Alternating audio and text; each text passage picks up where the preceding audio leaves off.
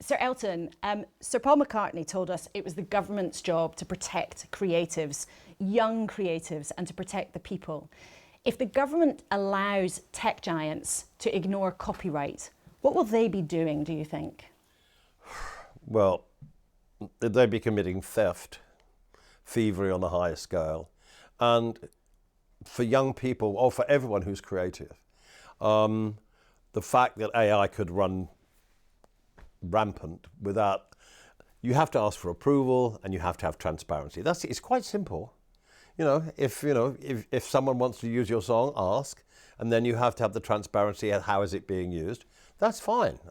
But the danger is for young artists, they haven't got the resources to keep checking or fight big tech if there is a lawsuit or anything like that. It's criminal, and I feel incredibly betrayed. The House of Lords did a vote, and it was more than 2-1 in our favour. The government just looked at it as if to say, well, the old people like me can afford it. That's not what we're complaining about. We're complaining about people's legacy, whether they're young songwriters, whether they're young playwrights, journalists, whatever. Some people aren't like me. They don't earn as much as I do, but when they're creative and it comes from the human soul and not a machine, because a machine isn't capable of writing anything with any soul in it. If you've got to get rid of that and you're going to rob young people of their legacy and their income, it's a criminal offence, I think. I think the government are just being absolute losers, and I'm very angry about it, as you can tell. Big tech has so much money, and if you're a young person, you're fighting big tech, good luck. I want the government to see sense. I want it to come back on our side, because if they don't, I'm going to feel like a suffragette. The Derby's coming up soon, right? It's just, but it's really disrespectful. It's really disheartening. I supported the government. I did a thing for them at St Paul's Cathedral when the Keir Starmer said, "I want to help young people in the music business. I want to support them." Well, he's not doing it. And I did that show, and I did it because I believed, but I'm not believing so much now. And if the government continues to stick their fingers in their ears, what are you prepared to do? I mean, you said it was the Derby coming up, but are you not just as one of the most successful songwriters of all time? We'll fight all the way, Laura. I mean, if it takes going to the court or whatever, we will fight this. And the government are being so stupid. I don't know who the tech minister is. What's his name? Peter Kyle. Yeah. Well, he's a bit of a moron. Sorry. James, for the next generation of creatives then, what does it mean to you? Exactly as Elton said, this isn't about successful existing artists gatekeeping or protecting their own royalties. It's a really, really tough time in the creative industries at the moment. Most writers, musicians, actors aren't famous and aren't rich. They're just trying to get by in their tens and thousands. But so many are leaving in the industry because it is an incredibly tough time. This advancement into the digital space and the online space is not benefiting the artists and hasn't traditionally. And therefore it's not benefiting consumers and citizens as well. And exactly as Elton said, it's not about denying the existence of AI. Look, this is here, we know it's definitely going to happen. And there are hundreds of benefits, I'm sure, to many industries and possibly even to the creative industries. We're not anti-AI, but when it comes to music, like this, we are. And how do you see this battle? Is it, capitalism versus creatives, or is it all about tech bros versus the traditions that we've had for so long? Well, the government said we're going to overturn this because of financial privilege. That answers your question. It's money. Carrying on from what James said, I mean, a machine can't create anything. It can, but it doesn't have a soul, it doesn't have a heart, it doesn't have human feeling, it doesn't have passion. What machines have passion? Human beings, when they create something, are doing it, they're believing what they're creating is something good. Whether it's good or not, it doesn't matter. They're trying to create something that will bring pleasure to lots of people. Machines are incapable of doing that. But do you really think that the UK government would be strong enough, if they take your side, to make Elon Musk and Mark Zuckerberg pay? Well, if they take it's no good putting a Biba Doobie song, for example, and put it into a computer, say, write me a song like Biba Doobie, or write me an article like Marina Hyde from The Guardian. It's just horrible. It's George Orwell times 1,000. The government have no right to do this to my songs. They have no right to do it to anybody's songs, anybody's prose, anybody's journalism, anybody's creative ability. They have no right to sell us down the river. And this is what they're doing. And if Keir Starmer was sitting in this seat, what would you say to him today? Wise up. And if he doesn't, what would you do? March on number 10? I mean, I can tell how furious, how worried you are about this. Well, let's cross that bridge when we come to it. Let's be hopeful and that the government does see sense. I'm always here to talk. I mean, I've been a supporter of his.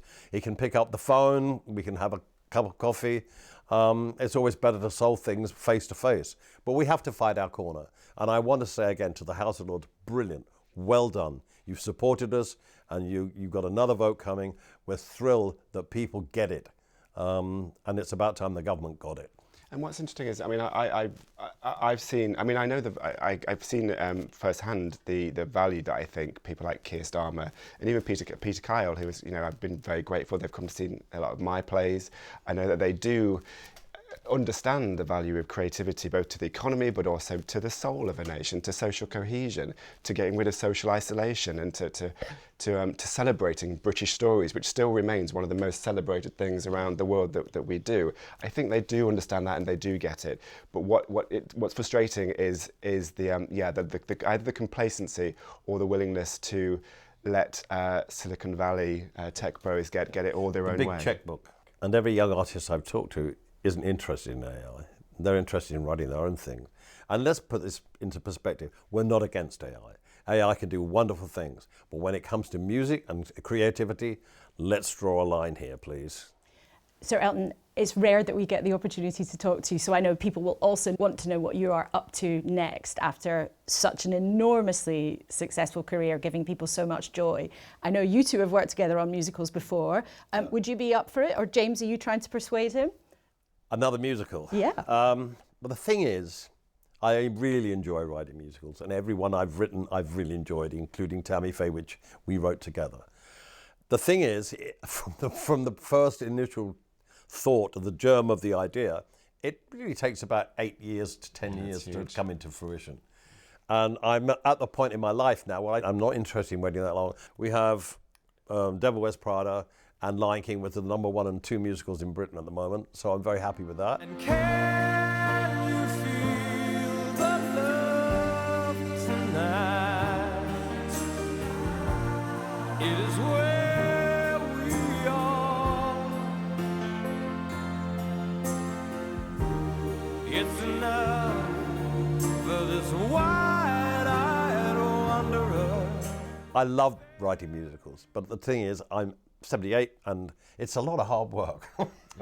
He will testify to that. He has to do the rewrites, I don't. You are still, though, producing huge amounts. Another #1 album, your 10th #1 album with the American artist and your great friend, Brandi Carlile.